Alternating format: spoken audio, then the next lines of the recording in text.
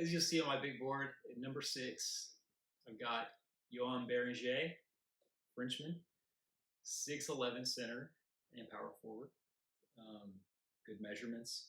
He's really quick for a big guy. Um, he's not a great shooter.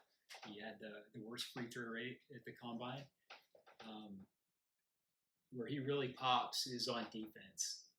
There are some flashes of him on offense, showing a little bit of Giannis like step over, dunk it on you.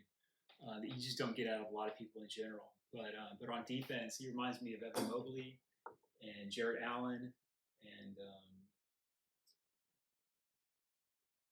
maybe like a center version of Amin Thompson. He's everywhere. He's quick as a cat.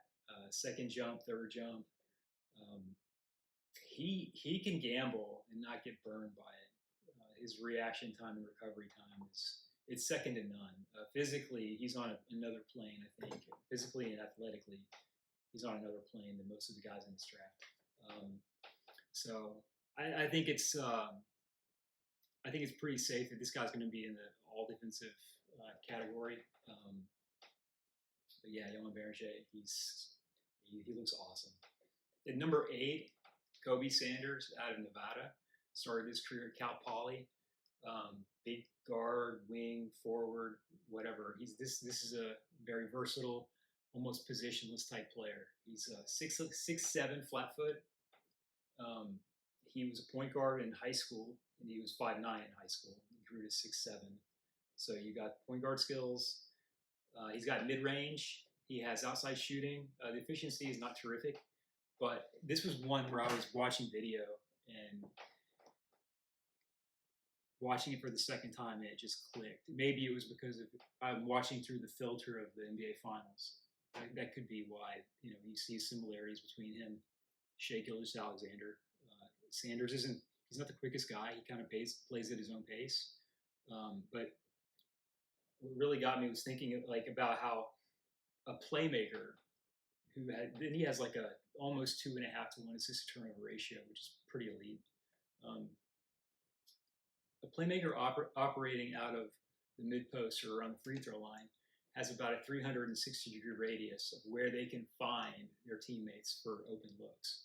If you're operating closer to the top of the key or around the 3-point line, it's dead on, you've got about 120-degree radius of where you can find open guys. So that just opens up the passing lanes the closer you are inside towards the basket.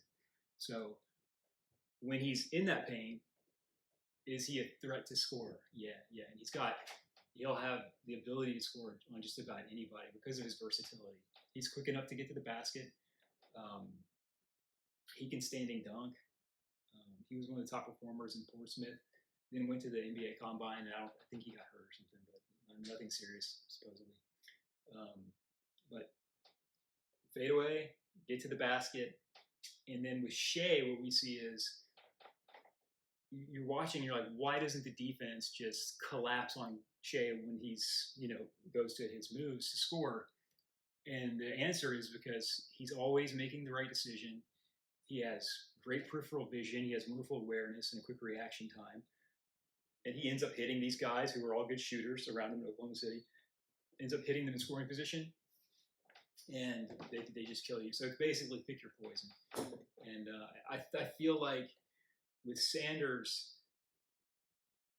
maybe his confidence is a little bit lower than the average Kobe, and that's something that you're going to get a lot of confidence once you sign that $1 million contract, and you go to practice against NBA players, and you think, well, maybe I'm better than this guy that's next to me, or I'm better than this guy that's been in the league 4 years, or maybe I'm better than this guy who's starting.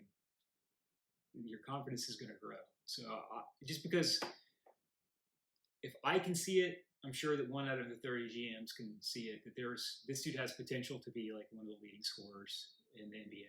He has probably the ability to be one of the leading assisters in the NBA. His size and his basketball IQ make it likely that he's going to be one of the more likely candidates for triple doubles out of this draft class. Corrections: Yakuchonis, Hand Logton. a song. Walter Clayton Jr., Caleb Love. This is a forgotten person. Nobody's really talking about Caleb Love. Caleb Love is the 25th all-time leading scorer in NCAA history. Caleb Love has played on nothing but good teams. Caleb Love can take over a game by himself. So this guy, he's dynamic. He can dunk. He's short, but he shoots. He's very, very streaky, obviously. But there's no way Caleb Love is not an NBA player. There's no way. There's no universe where he's not going to make his name in the NBA.